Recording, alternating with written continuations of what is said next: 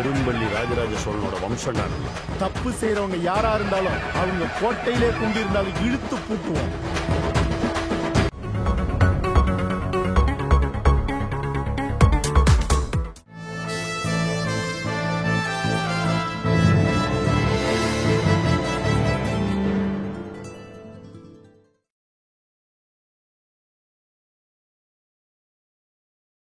இப்போ இருக்கிற comedy நடிகர்களில் Yogi Babu best அப்படின்னு சொன்னீங்க.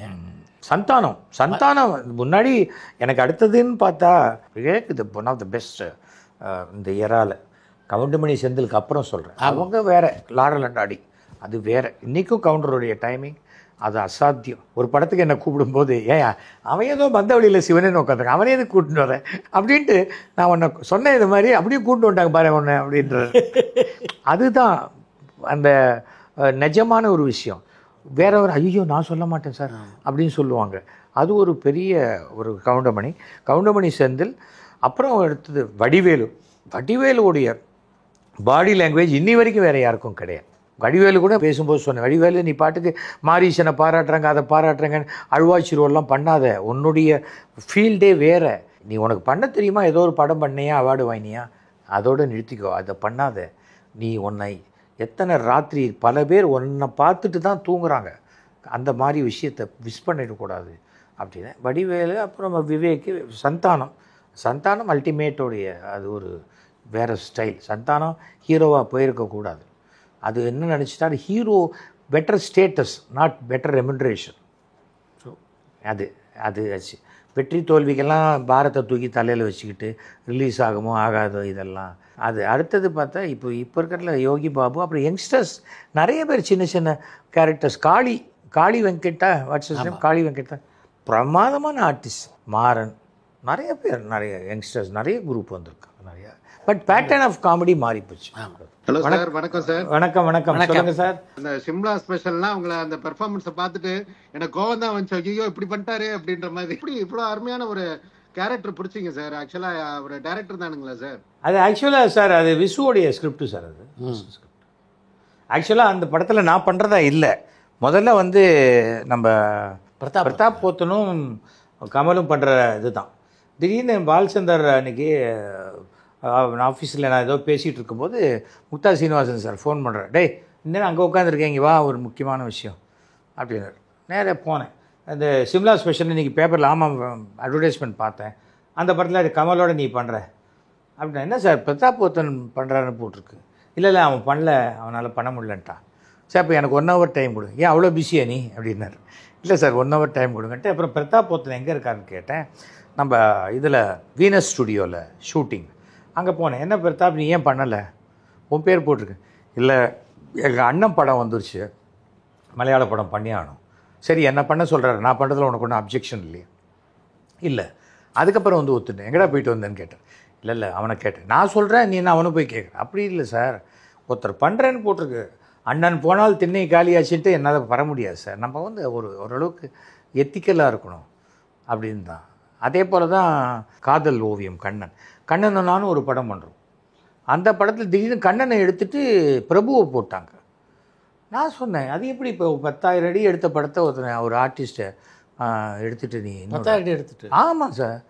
அது ஆக்சுவலாக அதெல்லாம் ட்ராமா ஆர்டிஸ்ட் சம்மந்தமாக அந்த பீப்புள் எடுத்தது. அதனால நான் பணமே வேணான்னு சொல்லி நடித்த படம். அப்புறம் பிரபுவை போட்டாங்க, படம் நழுவி பாலில் விழுந்ததுங்கிறாங்க, டைட்டில் மாற்றி ராஜா வீட்டு கண்ணு கூட்டின்ட்டாங்க. ஆக்சுவலாக அதில் நான் ஹீரோ, அதில் அவர் இன்னொரு கேரக்டர். அதில் அப்படி போட்டோன்னு நான் சொல்லிட்டேன். அப்போ எனக்கு நீ 1 லட்ச ரூபா பணம் கொடுத்தா தான் நடிப்பேன், இல்லாட்டா நடிக்க மாட்டேன். அதுக்கு முன்னாடி நான் கண்ணனை போய் கேட்டேன், கண்ணன் உனக்கு ஒன்றும் அப்ஜெக்ஷன் இல்லையாப்பா நான் நடிக்கிறதில்ல? சார் அவங்களுக்கு நமக்கு ஒத்து வரல சார். அதுக்கப்புறம் தான் நான் இது கண்டினியூ பண்ணேன் இந்த படத்தை. CV Rajendran direction. படம் நல்ல படம். பட் டக்குன்னு மாற்றிரும்போது நமக்கு அது அன்னெத்திக்கலாக படுறது. அன்னெத்திக்கலாக எந்த இடத்துல இருந்தாலுமே அது நமக்கு சரியாக வராதுன்னு நினைக்கிறவன். இது சூப்பர் ஸ்டார் கூட ஒரே ஒரு மிஸ்டர் பாரத் படத்தை மொத்தம் தான் நடிச்சிருக்கீங்க இல்லையே. நினைத்தாலே இனிக்கும்ல முதல் அவர் தான் அது நடித்தேன், மிஸ்டர் பாரத். அப்புறம் இன்னொரு படம் தேவர் ஃபிலிம்ஸில் அவர் கெஸ்ட் ரோல் ஒன்று பண்ணார். நான் யாரோட நடிக்கிறேன்னு வேண்டிக்கிட்டெல்லாம் வரதே கிடையாது சார். எனக்கு கேரக்டர் சரியாக இருந்தால் பண்ணுவேன், இல்லை யார் படமாக இருந்தாலும் ட்ரபிள் பண்ணுவேன். எனக்கிட்ட பேசுனது கரெக்டாக இருக்கணும். இப்ப டிராமா டு சினிமா ஜேர்னி வந்து உங்களுக்கு ரொம்ப மிகப்பெரிய ஒரு ஜேர்னி இல்ல? அது was it your passion on acting? Like how do you start it? Passion தான் சார், பேஷன் தான். ஆக்டிங்கிறது எனக்கு ரொம்ப ஒரு தற்செயலாக வந்தது. அதுக்கு முன்னாடி நான் டெக்னீஷியன் தான். முதல்ல ஒரு ஸ்டில் ஃபோட்டோகிராஃபர், அப்புறம் script assistant, prompter, drama dates வாங்குறது, ரிஹர்சல் கண்டக்ட் பண்ணுறது, திடீர்னு யாராவது வரலன்னா நான் போய் அந்த ரோல் நடிக்கிறது, அந்த மாதிரி இருந்ததில் நான் நடிக்க ஆரம்பித்தேன். அது எல்லாத்தையும் தாண்டி நினைத்தால் இன்றைக்கெல்ல ஒரு சீன் நடிக்கிறதுக்கு முன்னாடி 2 படம் கூப்பிட்டார் பாலச்சந்தர் சார். என்ன நிழல் நிஜமாயிருது ஒரு படம், ரெஃப்யூஸ் பண்ணிட்டேன். வேணாம் சார், நீங்கள் அங்கே டைலாக் வரலைன்னா திட்டுவீங்க, ஹைதராபாத்தில் ஷூட்டிங், என்னால் கோச்சின் நடந்தெல்லாம் வர முடியாது அப்படின்லாம் சொல்லிட்டேன். எதுக்கடா இந்த காலகட்டத்தில் கம்யூனிட்டி வந்து ஸ்டில் எடுத்துட்டேன். 7 மணிக்கு யாராவது கூப்பிட்டு உன்னை ஸ்டில் எடுக்கிறேன்னா நானே பாஸ்போர்ட் சைஸ் ஃபோட்டோ எடுத்து ரொம்ப நாள் ஆச்சு. அது ஈவிகே நாயர் எடுக்கிறாரு, நம்ம தான் அப்படி சோகன் பாபு மாதிரி ஒரு சுருள் முடியெல்லாம் விட்டு எடுத்திருந்தார். அப்புறம் இவர் எஸ்பி முத்துராமன் கூப்பிட்டார் ஒரு படத்துக்கு. அப்புறம் அந்த படத்துக்கு தான் நான் என்ன பண்ணேன், கல்பனா ஹவுஸ் விஜயை நான் காலத்தில் ஃபோட்டோ எடுத்து மத்தியானம் ஷூட்டிங் அவனை கொண்டு போய் ஹீரோ ஆகிட்டேன். ஒரு கோயில் இரு தீபங்கள் அந்த படத்தில் அது பண்ணேன். அதுக்கு பிறகு வறுமை நிற சூப்பில் அவர் கேட்கவே இல்லை, அவனை கிளம்பி வர சொல்லு டெல்லிக்கு, அவன் ஏதாவது சொல்லுவான், கிளம்பி வர சொல்லுன்ட்டார். அப்படி வந்தது தான் நடித்தேன், அவ்வளோதான். Suggest one common quality for a politician இப்போதைக்கு வரவங்களுக்கு வந்து வாட் யூ சஜஸ்ட் சார்? வெறும் கூட்டத்தை மாத்திரம் நம்பி ஏமாந்து போயிடாதீங்க அப்படின்னு தான் சொல்லணும். அடுத்தது வந்து ஒரு ஆளுகின்ற கட்சியோட குறையை மட்டும் சொல்கிறதுனால உங்களுக்கு யாரும் ஓட்டு போட மாட்டாங்க. நான் வந்தால் என்ன செய்வேன் அப்படிங்கிறத நம்ம சொல்லணும், யாராக இருந்தாலுமே. இப்போது ஒரு கவர்மெண்ட் இருக்குது, அந்த ப்ரெசன்ட் டே கவர்மெண்ட் வந்து எஜுகேஷனுக்காக ஒரு 1000 ரூபா கொடுக்குறாங்க, பெண்ணுக்கு பையனுக்கு 1000 ரூபா கொடுக்குறாங்க, மகளிருக்கு 1500 ரூபா கொடுக்குறாங்க, பஸ்ஸில் ஃப்ரீ கொடுக்குறாங்க. அப்புறம் இன்றைக்கி வந்து பெற்றோரை இழந்த குழந்தைகளுக்கு வந்து லைஃப் டைம் இருக்க படிக்கிறதுக்கு ஃபுல்லாக படிக்கிறதுக்கு வர 2000 ரூபா கொடுக்குறாங்க. இந்த மாதிரி கொடுக்கும் பொழுது அப்போது என்ன பண்ணுவாங்க, ஓட்டு போடுறவங்க நமக்கு இதெல்லாம் தொடர்ந்து வருதுன்னா இவங்களுக்கே போடுவோம், இதை விட ஜாஸ்தியாக வேறு யாராவது கொடுத்தா அவங்கள்ட்ட போடுவோம் தான் வருமே தவிர, அதுதான் மைண்ட் செட் அவங்க. தவிர வந்து இந்த ஊழல்ங்கிற வார்த்தை இருக்கு இல்லையா, அதை எடுத்துட்டாங்க ஜனங்க. அதை வந்து ஒரு லிஸ்ட்லேயே வைக்கல. நீங்கள் பாருங்கள், பல பத்திரிகையில் போட்டிருப்பாங்க, இவர் வந்து ஊழல் செய்யக்கூடியவர்லாம் போட மாட்டாங்க. அதை ஊழலே பற்றி வராது. இவர் கேரக்டர் இப்படி, இவருக்கு 3 சம்சாரம் 2 சம்சாரம் ஃபுல்லாக தண்ணி அடிப்பார், அதை பற்றியும் வரவே வராது. அப்புறம் என்ன, நான் என்ன சொல்கிறேன், ஃபஸ்ட்டு ஒழுக்கத்துக்கு ஒரு 10 மார்க் கொடுக்கணும். 6 மணிக்கு மேலே போனால் அவர் நிதானமாக இருக்காராங்கிறதுக்கு ஒரு 10 மார்க் கொடுக்கணும். இதெல்லாம் பார்த்து தான் பண்ணணும். ஏன்னா ஜனங்கள் அதெல்லாம் பார்க்க டைம் இல்லை அவங்க. அதனால் வெறுமனே நம்ம நம்பக்கூடாது. கூட்டம் எவ்வளோ பேருக்கு வேணால் வரும், அது நம்ம பெருசாக எடுத்துக்கக்கூடாது.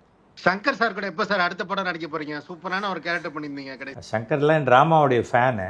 அந்த படத்தில் எஸ்பி பாலசுப்ரமணியம் பண்ண வேண்டிய ரோல் அவர் பண்ணலேங்கும் போது அவரை என்னை யூஸ் பண்ணிட்டார். என்னுடைய ஒரே கிரெடிட் என்னென்னா, என்னுடைய முதல் படத்துலேருந்து இன்றைய தேதி வரைக்கும் நான் யாருக்கிட்டையும் போய் என்னை ஏன்பா நம்ம படத்தில் போடலன்னு நான் கேட்டதே கிடையாது. இப்போ கூட கேட்பாங்க, இப்போ ஏன் படம் பண்ணலன்னு. நான் என்ன அமெரிக்க தொழிலதிபர் யாரையாவது கல்யாணம் பண்ணிவிட்டு ஃபாரின்லையா செட்டில் ஆகிட்டேன்? இங்கே தான் இருக்கேன், வாரம் ட்ராமா போட்டுட்ருக்கேன். இப்போ ரீசெண்டாக டெலிவிஷனில் ஒரு சீரியலில் ஹீரோவாகவே பண்ணிட்டேன் இந்த வயசில். சிமிலர் ரோல் தான் வந்து வல்லவனில் சிம்பு கூட நடிச்சிருப்பீங்க, கரெக்டுங்களா? அதே வல்லவனில் நடித்ததுக்கு காரணம் வந்து டிஆர் எனக்கு ஃபோன் பண்ணி சொன்னார், நீ என்னோட பெரிய பெஸ்ட்டு ஃப்ரெண்டியா, என் பையன் வந்து அவன் படத்தில் நீ நடிக்கணும்னு சொல்கிறான். சார் இது என்ன, அடுத்த ஜெனரேஷன் நம்மளை கூப்பிடும்போது ஒரு பெரிய கௌரவம் சார், நான் வந்து நடிக்கிறேன்னு சொல்கிறேன். உங்க சீக்ரெட் என்ன சார்? என்ன, எப்படி இவ்வளோ எங்கே இருக்கீங்க? என்ன, what is the secret behind that? ஒரே ஒரு விஷயந்தான் பாஸ், இதெல்லாம் அதுவும் நம்ம கையில் இல்லை, ஜீன். எங்கள் அப்பாவுக்கு 80 வயசு வரைக்கும் நடுவில் இப்படி சின்னதாக ஒரு ஒயிட் ஹேர் போட்ட மாதிரி இருக்கும், அவ்வளோதான். முடி கொட்டலை, எனக்கும் முடி கொட்டலை, முடி இன்னும் டை கிடையாது, மீசைக்கு மாத்திரம் டை போடுறேன், பாக்கி எதுவும் கிடையாது. தவிர வந்து நான் ரஜினியை நான் நான் தான் என் ஸ்கூட்டரில் அழைச்சிட்டு வந்து வாய்ஸ் ரெக்கார்ட் பண்ணி ஆல் இண்டியா ரேடியோவில் போட்டேன். இன்றைக்கி பார்த்தா ரஜினி இவ்வளோ பெருசாக இருக்காருன்னு நான் பார்க்க மாட்டேன். ரஜினியை அவருக்கு உண்டான கடவுள் கொடுத்ததுக்கு அவர் சந்தோஷமாக இருக்கார், எனக்கு கடவுள் கொடுத்ததுக்கு நான் சந்தோஷமாக இருக்கேன், அவ்வளோதான். அதுக்கு மேலே எதுலேயுமே நான் பெருசாகவே எடுத்துக்க மாட்டேன். ஏனென்றால் நான் படித்தது diploma in mechanical engineering, post diploma refrigeration air conditioning. அதே தொழிலில் இருந்தால் இன்றைக்கி மேக்ஸிமம் என்ன ஒரு 50,000 ரூபாலேருந்து 1 லட்ச ரூபா சம்பாதிச்சு ரிட்டையர் ஆகிருக்கலாம். 65 வயசில் இன்னி வரைக்கும் ரிட்டையர் ஆகாமல் நினச்சா ஒரு நாளைக்கு 1 லட்ச ரூபாயோ இல்லை 5 லட்ச ரூபாயோ 3 லட்ச ரூபாயோ ஆட் ஃபிலிம்னா 15 லட்ச ரூபாயோ சம்பாதிக்கிற அளவுக்கு கடவுள் கொடுத்துருக்காரு. ஏன் தைரியமாக சொல்கிறேன்னா டேக்ஸ் கட்டிடுறேன். தேங்க்யூ. நடிகர்களில் யாருடைய ஃபேனு சேகர்? நான் நடிப்புக்கு ஃபேன், நடிகர்கள் ஃபேன் கிடையாது. எனக்கு குள்ளமணி ஒரு படத்தில் நல்லா நடித்தா கூட நைட்டு ஃபோன் பண்ணி சொல்லிவிடுவேன். யோகி பாபுக்கு நான் அப்படி தான் அந்த படம் அந்த ஒரு ஓட்டு வித்தியாசத்தில் மண்டேலா ஃபோன் பண்ணி ராத்திரி ஃபோன் பண்ணி சொன்னேன். எனக்கு அவங்கள தெரியுமாங்கிறத விட அவங்களுக்கு என்ன தெரியுங்கிற ஒரு நம்பிக்கையில் அந்த டைரக்டருக்கும் ஃபோன் பண்ணி அப்ரிஷியேட் பண்ணுவேன். அதே போல் எனக்கு தெரிஞ்சவங்க பர்த்டேன்னா நான் ஃபோனில் கூப்பிட்டு அந்த வாழ்த்துக்களை சொல்லுவேன். சும்மா ஃபேஸ்புக்கில் போடுறதுங்கிறதெல்லாம் விட அந்த கான்டாக்ட் ரொம்ப குறைஞ்சி போச்சு இப்போ. அதுதான் இப்போ வீட்லேயே ஃப்ரிட்ஜில் எழுதிடுறாங்க, சாப்பிட வர மாட்டேன், நான் அவங்க கீழே எழுதிருப்பாங்க, நான் சமைக்கவே இல்லையே அப்படின்னு எழுதிருப்பாங்க. அந்த மாதிரி தான் அது. நம்ம இப்போ நான் ப்ரோக்ராம்லேயே என் நம்பர் கொடுக்குறேனே, ரொம்ப தைரியம் சார். அப்படி இல்லை, நம்ம ஒரு பப்ளிக்கில் இருக்கோன்னு சொன்னால் நமக்கு அந்த கனெக்டிவிட்டி இருக்கணும். எல்லாரும் என் பின்னாடி வரணும், எல்லாரும் எனக்கு ரசிகர்களாக இருக்கணும் அப்படின்னு நான் நினைக்கலாம். ஆனால் நான் நினச்சாதான் என் ரசிகர்களை நான் பார்க்க முடியும். என் ரசிகர்கள் நினச்சா என்னை பார்க்க கூடாதுன்னு நினச்சா அது சரியான இது கிடையாது. அந்த கனெக்டிவிட்டியை நம்ம வச்சுக்கிறது இல்லை. செல்ஃபோனே நாம் போகிற இடத்துக்கெல்லாம் வருது, ஆனால் அந்த நம்பரை கொடுக்க மாட்டேன்னா அது எதுக்கு போகிற இடத்துக்கெல்லாம் தூக்கிட்டு போகிறீங்க? நம்ம ஃபோன் பண்ணுறோன்னு அப்படி நினச்சிட்டா நீ யாரை கான்டாக்ட் பண்ண முடியும்? நம்ம கொடுக்குறோம், யாருக்கோ திடீர்னு ஒரு எமர்ஜென்சி எதுன்னா நம்மளால் முடிஞ்சது ஹெல்ப்பு.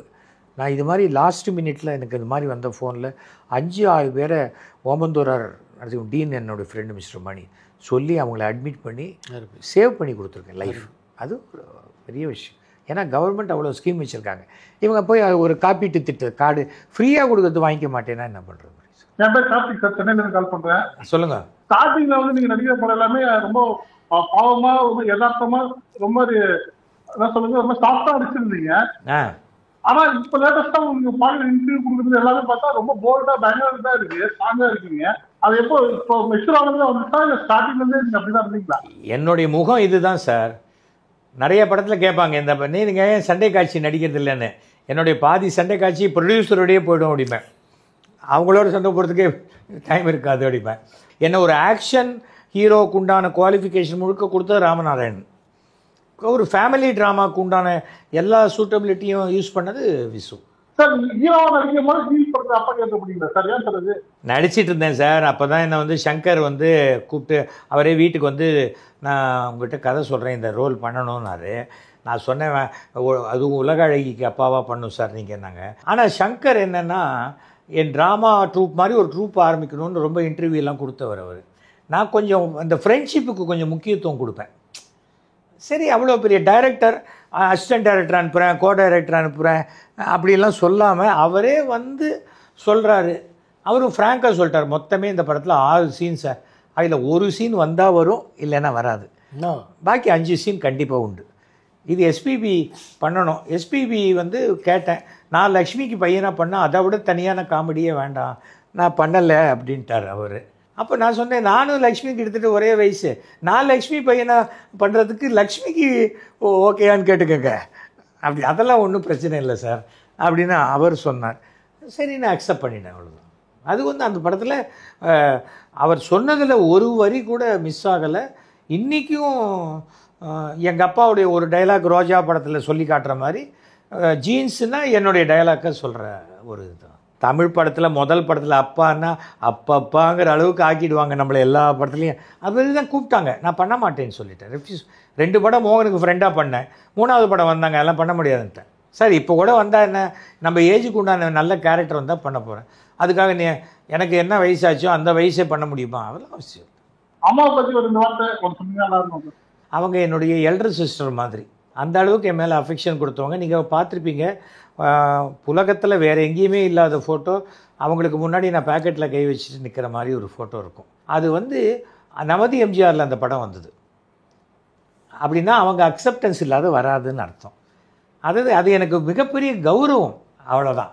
அதுக்கு மேலே நம்ம ஆனஸ்டாக இருந்தால் நமக்கு எந்த இடத்துலையும், கலைஞர் என்னை பக்கத்தில் உட்காந்து வச்சு அப்படி பேசிகிட்டு இருக்கேன். இந்த பக்கம் நான் கலைஞரோடு பேசுவேன், இந்த பக்கம் நம்ம இன்றைய முதல்வர் ஸ்டாலின் அவர்களோடையும் பேசுகிற மாதிரி ஒரு ஃபோட்டோ இருக்குது. இதெல்லாம் ஒரு நமக்கு நம்மளுடைய நேர்மையும் நம்ம யார்கிட்ட போனாலும் ஏதாவது ஒன்று அவங்க பேக்கெட்டையே எதிர்பார்த்து நம்ம எதுவும் எதிர்பார்க்கலைன்னா நமக்கு கொடுக்கக்கூடிய மரியாதை. Thank you sir. நாடகங்களில் பல பேர் நீங்கள் கிரிட்டிசைஸ் பண்ணியிருக்கீங்க, அதில் எதிர்வினைகள் சந்திக்க வேண்டிய சூழ்நிலை வந்திருக்கா? வந்திருக்கு சார். வந்து யாமர்க்க பயமேன் அதுக்கு முன்னாடி இது தத்துப்பிள்ளை ட்ராமா 96 போடும். 96 தான் ஷோ ஒரு புது கூட்டணியை உருவாக்கிட்டார். இப்போ தமிழ் மாநில காங்கிரஸ் ஆரம்பித்து 15 நாள் எலெக்ஷன். அப்போ மூப்பனார் வந்து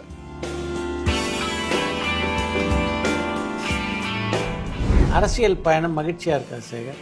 அரசியலில் அதிகாரம் இருந்தால் மகிழ்ச்சியாக இருக்கும், அதிகாரம் இல்லைன்னு சொன்னால் நம்ம திறமையை மதிச்சா மகிழ்ச்சியாக இருக்கும். அது ரெண்டும் இல்லாத போது